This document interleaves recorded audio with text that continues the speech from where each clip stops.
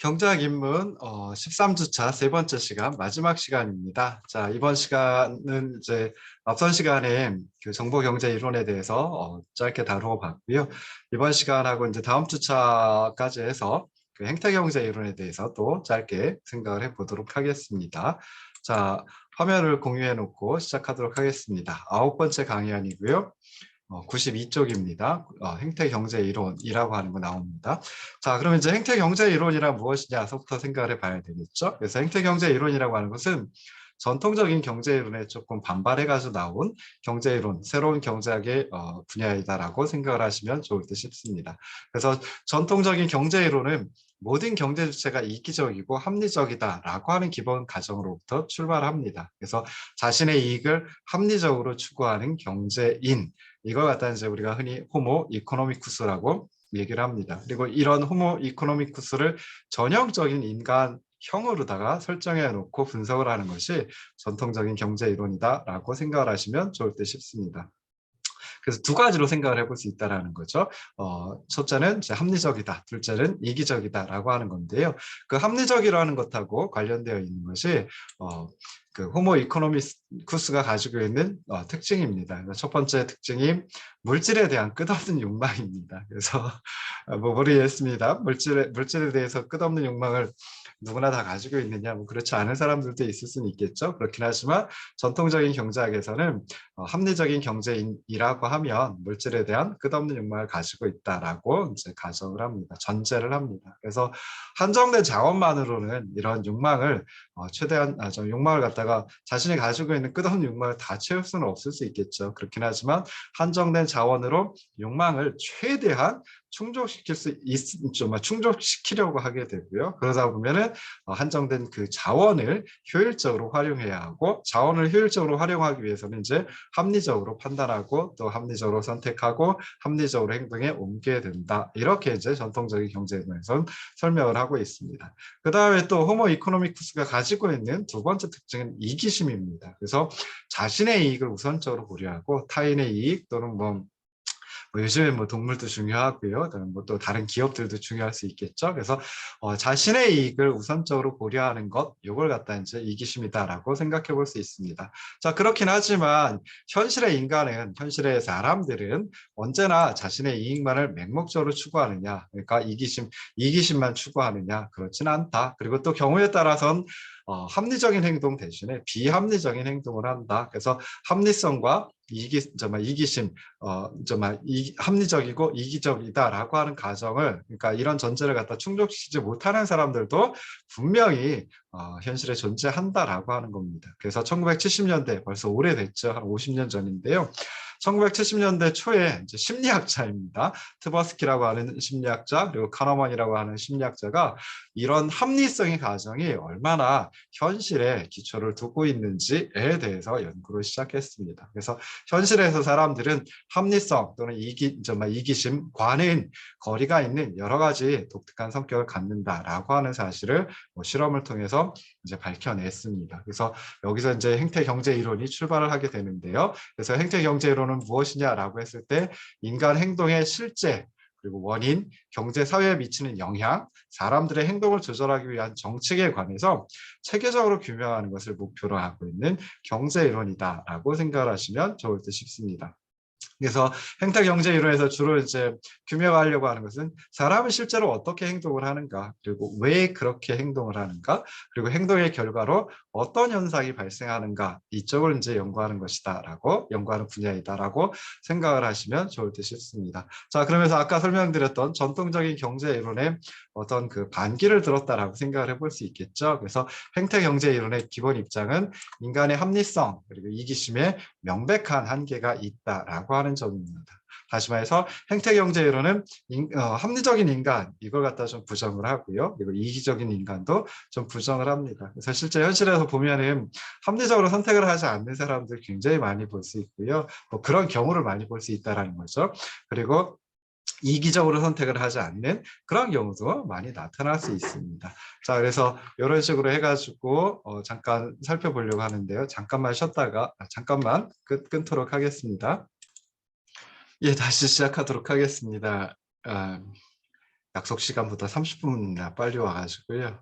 죄송합니다. 자, 지금 행태경제 이론 나가고 있습니다. 그래서 행태경제 이론 그 9번째 강의안 가지고 다시 진행을 하도록 하겠습니다. 자, 그래서 9번째 강의한 행태경제 이론 부분에 가서 보시면은 뭐 아까 말씀드렸듯이 행태경제 이론의 기본 입장은 인간의 합리성 그리고 이기심에 명백한 한계가 있다는 것입니다. 그래서 뭐 인간이 완전히 합리적이냐 그렇지 않다, 그리고 완전히 이기적이냐 그렇지 않다라고 하는 거에서 출발하는 것이 이제 행태경제 이론이라고 생각을 하시면 좋을 듯 싶습니다. 행태경제 이론도 요즘에는 이제 그 경제학과에서 하나의 과목으로 이렇게 개설이 될 정도로 상당히 내용이 많습니다. 그래서 그중에 이제 몇몇 가지 여러분들이 관심을 가질 만한 것들 나열하는 그런 수준에서 설명드리고 끝내도록 하겠습니다. 그래서 여기서는 이제 인간 행태의 특성을 휴리스틱과 편향이라고 하는 것으로 이제 설명을 하기도 하고요. 그다음에 또 인간 그 행태에 있어서 좀 특이한 행태, 특이한 현상을 가지고 이제 또 설명을 하기도 합니다. 그래서 이 두 가지 크게 두 가지 것에 대해서 생각을 해보도록 하겠습니다. 자, 먼저 첫 번째가 그 인간 행태의 특성을 휴리스틱과 편향이라고 하는 것에서 찾았습니다. 그래서 트버스키와 카너먼이라고 하는 두 학자는 사람들이 주변 상황에 대한 판단을 하고 의사결정을 할 때 독특한 심리적 메커니즘인 휴리스틱과 편향을 사용한다. 이런 것을 이제 일찍이 밝혀냈습니다. 그래서 여기서 휴리스틱이라고 하는 것은 합리적이지 못한 의사결정을 내릴 때 근거로 삼는 간편한 수단이 되는 방법을 갖다가 의미하고요. 편향은 그렇게 이제 의사결정을 했을 때 나타나는 판단이나 결정의 치우침을 갖다가 편향, 바이어스라고 이제 얘기를 합니다. 그래서 먼저 휴리스틱에 대해서 살펴볼 건데요. 휴리스틱도 뭐 여러 가지 것들을 생각을 해볼 수 있습니다. 근데 여기서는 대표성 휴리스틱 그리고 이제 가용성 휴리스틱이라고 하는 두 가지 것들만 생각을 해보도록 하겠습니다. 자, 먼저 휴리스틱이라는 것이 어떤 의미냐라고 하는 것부터 생각을 해봐야 되겠죠. 그래서 휴리스틱이라고 하는 것은 우리말로 표현할 때 주먹구구 방식 뭐 이런 식으로 이제 해석을 해볼 수 있습니다. 그래서 주먹구구에 해당하는 판단 그리고 의사결정 방식을 휴리스틱이다라고 생각을 하시면 좋을 듯 싶습니다. 그래서 문제를 해결하거나 또는 불확실한 상황에 대해서 또는 불확실한 상황에 대해서 판단을 내릴 필요가 있지만 명확하게 실마리가 없을 경우에 사용하는 편의적이고 발견적인 방법이다라고 생각해 볼 수 있는데요. 휴리스틱 뭐 대비되는 개념하고 맞물려 가지고 생각을 하시면 좀 더 편하게 이해를 하실 수 있을 것 같습니다. 그래서 휴리스틱에 대비되는 것이 요즘에 뭐 많이 얘기되고 있는 그 알고리즘이라고 하는 것입니다. 그래서 알고리즘은 일정한 순서대로 풀어나가면 정확한 해답을 얻어낼 수 있는 방법이다라고 생각을 해볼 수 있죠. 그래서 우리가 뭐 나누기 같은 거 할 때 그 제가 여기서 어떻게 표현을 못하겠지만 나누기 같은 거 할 때 어릴 때 어떤 식으로 해요?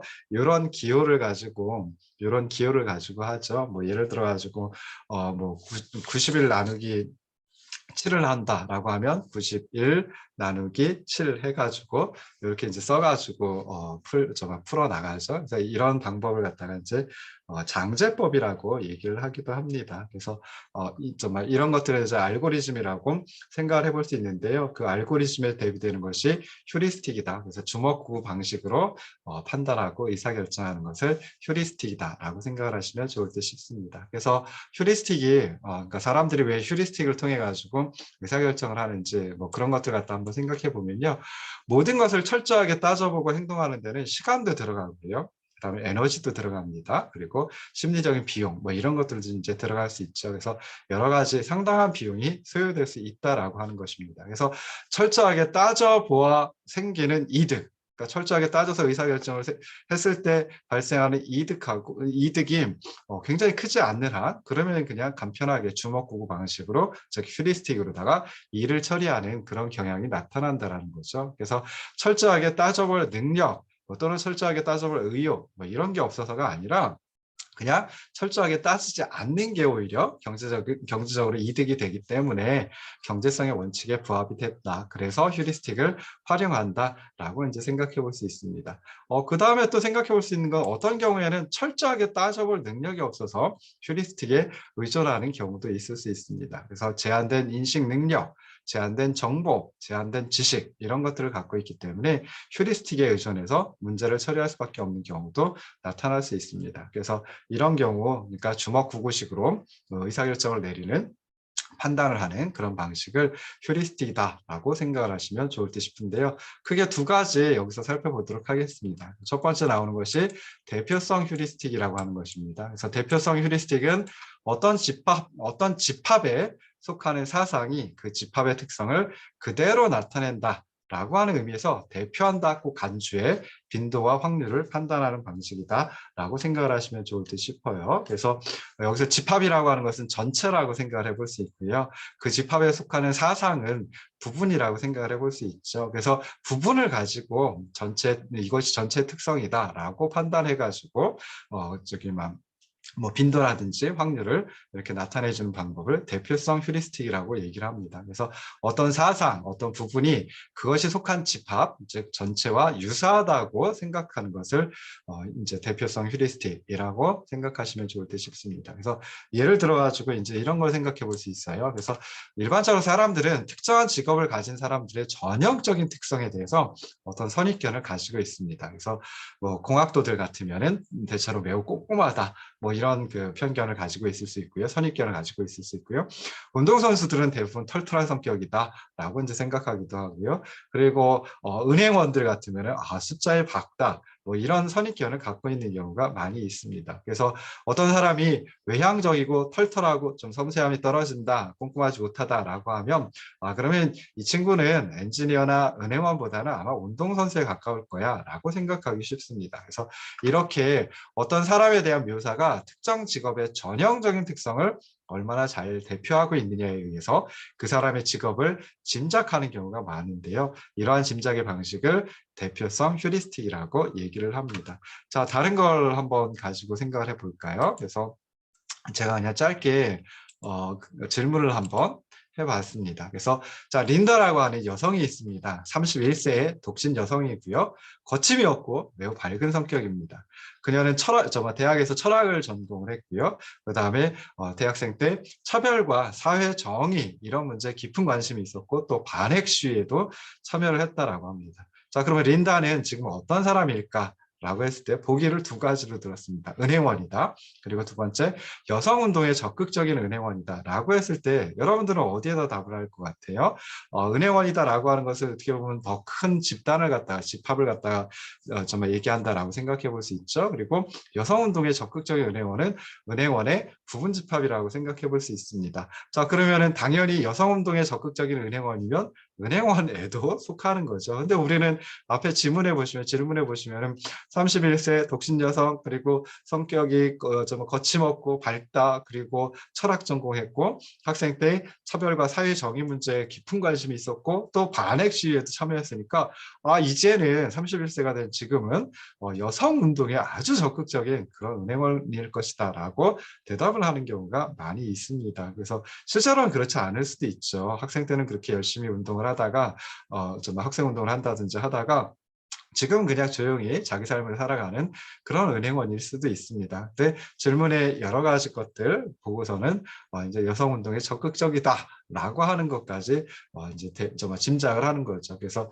이런 걸 갖다가 이제 대표성 휴리스틱이라고 생각을 하시면 좋을 듯 싶습니다. 자, 그 다음에 다시 강의 안으로 돌아가가지고 보시면요. 자, 두 번째로 생각해 볼 수 있는 게 가용성 휴리스틱이라고 하는 것입니다. 그래서 가용성 휴리스틱이라고 하는 것은 어떤 사상이 출현하는 빈도 그리고 확률을 판단할 때 그 사상이 발생했다고 쉽게 알 수 있는 사례를 생각해내고 그것을 기초로 해가지고 판단하는 방법이다라고 생각을 하시면 좋을 듯 싶습니다. 그래서 여기서 쉽게 알 수 있는 사례는 뭐 최근에 많이 벌어지고 있는 사례 또는 뭐 그러니까 현저하게 벌어지고 있는 사례 뭐 이런 것들을 가지고 이것이 전부일 것이야 라고 생각을 하는 것입니다. 그래서 일반적으로 사람들은 자신의 기억에 떠오르는 사건 또는 상황을 고려해 가지고 판단을 하기 쉽습니다. 그래서 예를 들어 가지고 두 사람이 우리나라 사람들의 사망 원인에 대해서 토론을 할 때 가장 중요한 원인이 암이라는 데는 아마 의견이 일치할 것입니다. 그렇긴 하지만 두 번째 원인이 무엇일까라고 했을 때 자신의 경험 또는 최근의 사례를 고려해서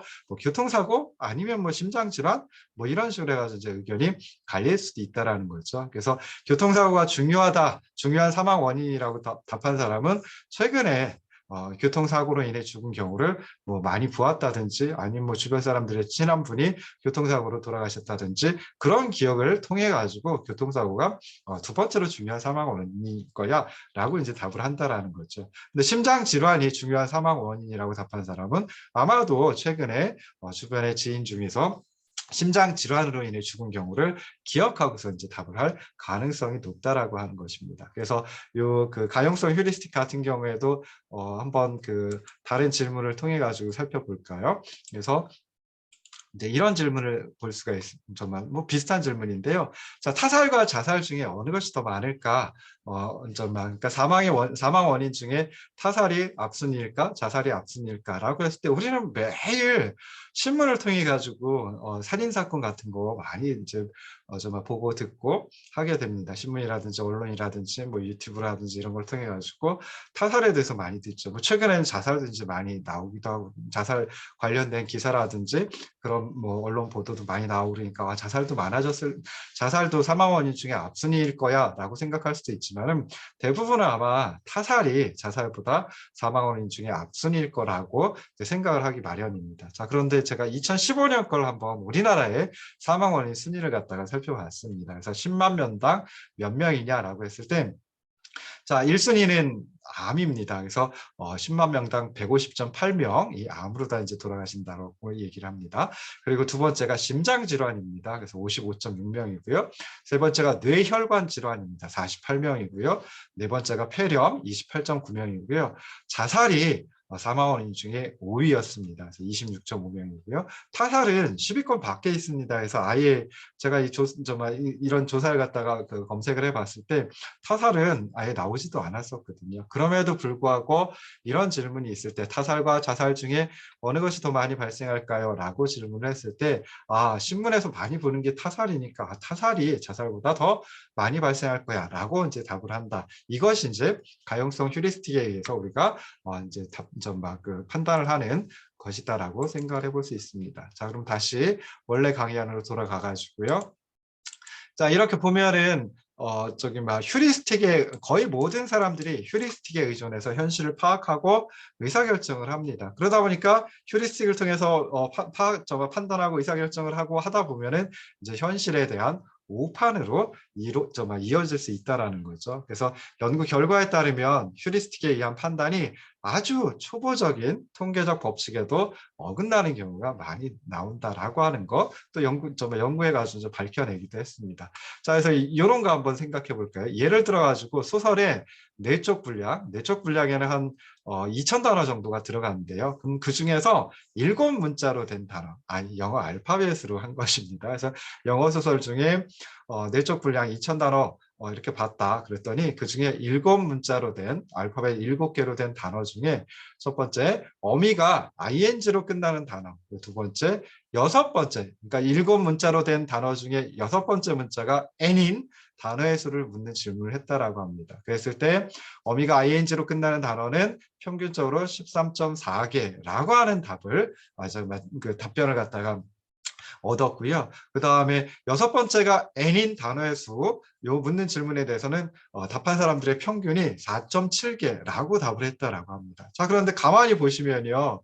자, 7문자로 된 단어 중에 끝에가 ing로 끝나면은 n이 6번째 위치하게 됩니다. 그러니까 요 어미가 ing로 끝나는 단어는 무조건 6번째가 n인 단어가 되는 거죠. 그러면 당연히 6번째가 n인 단어의 수가 어미가 ing로 끝나는 단어의 수보다 더 많다라고 하는 답변이 나와야 되는데요. 실제로는 우리가 이제 무슨 뭘 하고 있다라고 하는 의미의 ing 이것은 좀 굉장히 좀 많이 이렇게 머릿속에 남죠. 근데 그 7개 문자로 된 단어 중에 6번째 문자가 n인 단어 이거는 머릿속에 많이 남아있지 않습니다. 그러니까 당연히 A가 B보다 더 많다라고 하는 답을 낸다라고 하는 거죠. 실제로는 그냥 초보적인 통계학 지식만 있어도 당연히 그냥 6번째가 n인 단어, 그러니까 어미가 ing로 끝난다라고 하면 여섯 번째가 N인 단어에 속하니까 당연히 B가 더 많겠지라고 답을 하는 게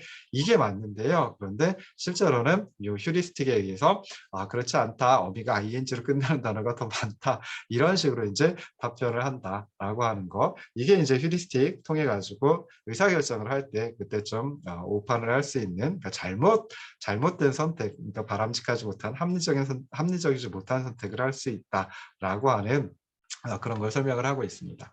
자, 두 번째로 생각해 볼 수 있는 게 이제 편향입니다. 그래서 여기서 두 번째라고 하는 것은 그 인간 행태의 특성 중에 휴리스틱 그리고 휴리스틱에 의한 편향, 그래서 편향을 갖다 이제 생각하는데요. 자, 편향은 합리적으로 따지면 어떤 특정한 행동이 나와야 되는데 실제로는 다른 행동을 하는 그런 사례를 편향 또는 이제 바이어스라고 얘기를 합니다. 그래서 이런 그 편향이라든지 바이어스는 예측이 가능하긴 합니다. 그런 행동이 나올 수도 있다라고 예측을 할 수 있기는 하지만 그렇다라고 해가지고 그 행동이 합리적이냐 바람직하냐 그렇게는 이제 말을 할 수 없는 것이다 라고 생각해 볼 수 있습니다. 그래서 합리적인 사람이면 상황에 따라서 어떤 것이 최선의 행동인지 알아낸 다음에 바로 그것을 실천에 옮기려고 할 것입니다. 근데 현실에서는 그렇지 않죠. 앞에 말씀드렸던 여러 가지 휴리스틱 가지고 중요한 일이 아닌 경우에는 그냥 대충 편한 대로 생각하고 편한 대로 행동을 하는 경우가 많습니다. 그런데 그런 행동이 또 나름대로 일관성을 갖는 경우가 많거든요. 그래서 그런 것들도 한 두 가지 정도 생각을 해보도록 하겠습니다. 그래서 첫 번째가 이제 현상유지 편향이라고 하는 것입니다. 그래서 현상유지 편향은 현재 상태에서 변화하는 것을 회피하는 경향을 의미합니다. 그래서 말 그대로 그냥 현재 상태 그대로 있으려고 하는 그런 현상을 갖다가 그런 경향을 갖다가 현상 유지 편향이라고 생각하시면 되는데요. 뭐 이거는 뭐 관성이라든지 또는 뭐 귀차니즘 이런 것들이 이제 작용하고 있다라고 생각을 해볼 수 있겠죠. 그래서 상황이 바뀌면 그것에 맞춰 가지고 자신의 행동을 조정하는 것이 합리적입니다. 그래서 뭐 예를 들어 가지고 아침에는 쌀쌀해 가지고 긴팔 옷을 입고 나왔는데 오후가 되니까 갑자기 더워졌어요. 그럼 어떻게 하면 돼요? 뭐 얇은 옷을 가지고 나와서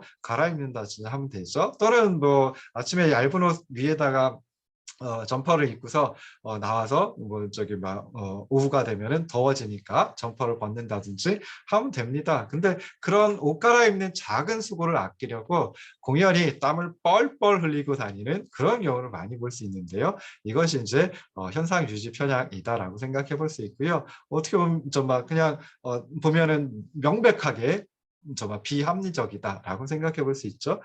저도 그런 경우가 많이 있습니다. 저는 어렸을 때부터 감기에 잘 걸리고 기관지가 좀 좋지를 않아 가지고요. 그래서 옷을 좀 따뜻하게 입고 다니는 경향이 있습니다. 그래서 따뜻하게 입고 있다가 뭐 예를 들어 점퍼 정말 지금 입고 있는 이런 그 터틀넥 같은 걸 입고 있다가 그 이 위에다 또 점퍼를 또 입습니다. 그리고 나서 뭐 따뜻한 데 들어가도 옷을 벗으면 되거든요. 근데 그 옷을 벗는 게 되게 귀찮더라고요. 또 옷을 벗으면 또 들고 있어야 되고 그러니까.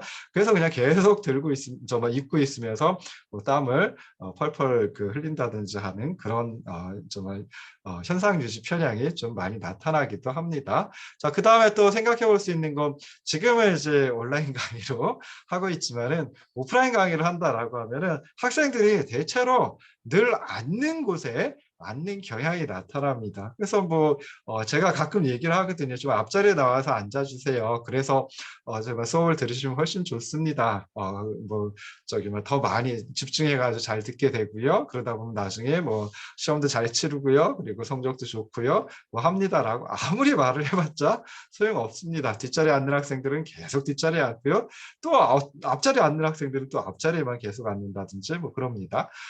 저는 머리카락이 좀 곱슬 머리입니다. 그래서 이제 그 곱슬머리이다 보니까 이게 결이 있어요. 그래서 제 머리를 갖다 깎는 게 쉽지 않다라고 하는 그 정말 미용사분들도 가끔 보거든요. 가끔 봤었거든요. 그래서 그러다 보니까 내 머리는 저기 막 잘 깎는 사람만 잘 깎을 수 있어라고 해가지고 미용실을 한번 잡으면은 그 미용실 말고 다른 미용실을 가지를 않습니다. 그래서 이런 것도 어떻게 보면은 현상 유지 편향에 포함이 된다라고 생각해 볼 수 있는 거죠. 자, 두 번째로 생각해 볼 수 있는 게 이제 초기값 편향이라고 하는 것도 바이어스 편향 중에 이제 하나입니다. 그래서 초기 값이라고 하는 것을 영어로 이제 디폴트라고 얘기를 하죠. 그래서 영어로는 이제 디폴트 바이어스라고 얘기를 하기도 하고요. 뭐 얘를 기정편향, 그래서 이미 정해놓은, 이미 기자에다 정할 정자 써가지고 이미 정해놓은 그것만 계속 유지하려고 하는 거 이제 기정편향이라고 얘기를 하기도 하고, 뭐 초기값 효과라고 얘기를 하기도 합니다. 그래서 초기값 편향은 미리 정해진 초기값을 그대로 따르려는 성향이다라고 이제 생각을 해볼 수 있습니다. 저도 이제 디지털 카메라 가지고 촬영하는 걸, 정말 사진 찍는 걸 이제 좀 좋아하기도 하는데요. 디지털 카메라 산다라고 하면은 제가 뭐 화이트 밸런스라든지 ISO 해상도, 뭐 거리 측정 방식, 뭐 이런 것들을 갖다가 설정을 하면서 이제 그 사진을 찍을 수 있습니다. 그런데 그럼에도 불구하고 웬만하면은 제조업체가 미리 정해놓은, 제가 쓰는 건 주로 이제 캐논인데요. 캐논이 정해놓은 그 설정을 갖다 디폴트를 갖다가 그대로 이제 따르려고 하는 경우가 많이 있거든요. 그래서 뭐 여러 가지 있겠죠. 정말 귀찮아가지고 그럴 수도 있고요. 또는 초기값 그게 아마 가장 그 사진이 잘 나올 거야라고 생각해가지고 이제 정말 그 초기값을 건드리지 않고 하는 경우도 있을 수 있을 것 같습니다. 자, 그 다음에 또 예를 드는 게 이제 장기 기증 의사표시 카드. 라고 하는 것도 이제 한번 생각해 볼 수 있는데요. 그 카드를 갖고 있는 사람이 일본 같으면은 한 10% 정도 되고, 미국은 28%, 그리고 덴마크는 4% 정도 된다라고 하는 거, 어떤 분이 이제 연구를 했습니다. 그래서 이렇게 적은데, 그거에 비해서 벨기에라든지 프랑스, 폴란드, 이런 나라들은 98% 이상이 장기 기증 의사 표시 카드를 가지고 다닙니다. 그러니까 쉽게 생각하면은 장기 기증 의사 표시 카드라고 하는 것은 내가 만약에 뭐 사고를 당해가지고 사망을 한다든지 하게 되면 그때는 장기 기증을 하겠어요라고 하는 그런 카드, 정말 그런 의사 표시를 하는 카드라고 생각을 해볼 수 있죠. 근데 이렇게 국가들 간에 이 카드를 가지고 있는 사람의 비율이 차이가 현저하게 나는 이유, 그걸 찾아봤더니 초기 값에 있더라라고 하는 걸 밝혀냈습니다. 그래서 장기를 기증하겠다는 의사표시를 하지 않는 한 기증자로 간주하지 않는 나라, 즉 일본이나 미국이나 덴마크 같으면은 이런 장기 기증 의사표시 카드 갖고 있는 사람이 적고요. 장기 기증을 따로 하지 않으면 그런 의사표시를 하지 않으면 기증자로 간주하는 국가, 벨기에, 프랑스, 폴란드 이런 나라들에서는 이 카드 소지하고 있는 사람의 비율이 98% 이상이 있더라라고 하는 겁니다. 그래서 초기 값을 어떻게 정해놓느냐, 그러니까 정부가 정책을 정책을 실행에 옮기면서 초기 값을 어떻게 정해놓느냐, 장기를 기증하겠다는 의사표시 한 사람만 장기 기증 의사표시 카드를 부여한다. 또는 장기 기증을 하지 않겠다라는 별도의 의사표시 하지 않는 한 이 사람 의사표시 하지 않는 한 그런 사람들은 모두 다 장기 기증 의사가 있다라고 간주하는 이런 어떤 초기 값에 따라 가지고 결과가 달라진다라고 하는 거죠. 그래서 존슨과 골드스타인이라고 하는 학자가 2004년에 초기 값이 사람들의 의사결정에 영향을 미치는 원인 해가지고 한 3가지로 이제 설명을 했습니다. 그래서 첫 번째는 공공정책의 경우에 사람들은 초기 값이 정책 결정자, 즉 정부의 권유로 생각해가지고 이건 좋을 것이야 라고 여겨서 그대로 받아들이는 경향이 있더라라고 하는 거에서 찾아볼 수 있고요. 두 번째로는 의사결정을 할 때, 즉 다시 말해서 초기값이 정해져 있는데 이 초기값을 갖다가 변경을 하려고 하면 그때 시간도 좀 들어가고요. 그다음에 우리의 수고, 노동 뭐 이런 것들도 이제 좀 들어갑니다. 그러니까 비용이 발생한다라고 하는 거죠. 근데 초기값을 그냥 그대로 받아들이면 그때는 아무런 비용도 들어가질 않습니다. 그러니까 비용이 수반되기 때문에 초기값에서 다른 상태로 변경하려고 하지 않는다. 그래서 초기값 효과, 초기값 편향이라고 하는 게 나타난다라고 또 설명을 했고요. 마지막 3번째는 사람들이 초기값을 포기하는 일을 오히려 손실로 받아들여가지고 그 손실을 피하기 위해 초기값을 그대로 선택하려고 한다라고 하는 거, 이제 정말 이렇게 3가지로 이유를 원인을 생각을 해보기도 했습니다. 그래서 이렇게 해가지고 지금 행태경제 이론에서는 휴리스틱과 편향이라고 하는 것에 대해서 이제 살펴봤는데요.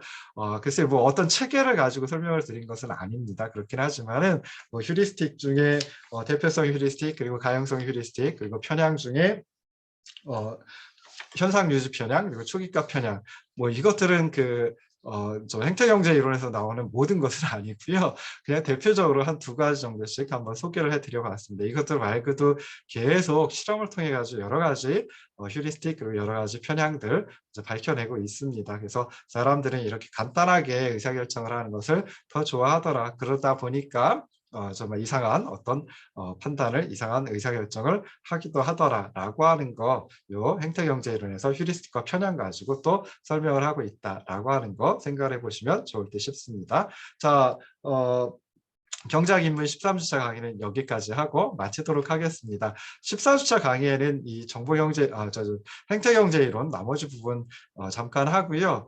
그리고 무엇을 할까 열심히 고민 중에 있습니다. 아마도 여러분들 기말시험 준비를 하셔야 되니까 기말시험에 제가 출제하고 싶은 그런 그 부분들을 갖다가 좀 집중적으로 다시 복습을 해보고 끝내는 그런 형태로 나갈 듯 싶기도 합니다. 자, 여기까지 들어주셔서 고생하셨고요. 고맙습니다.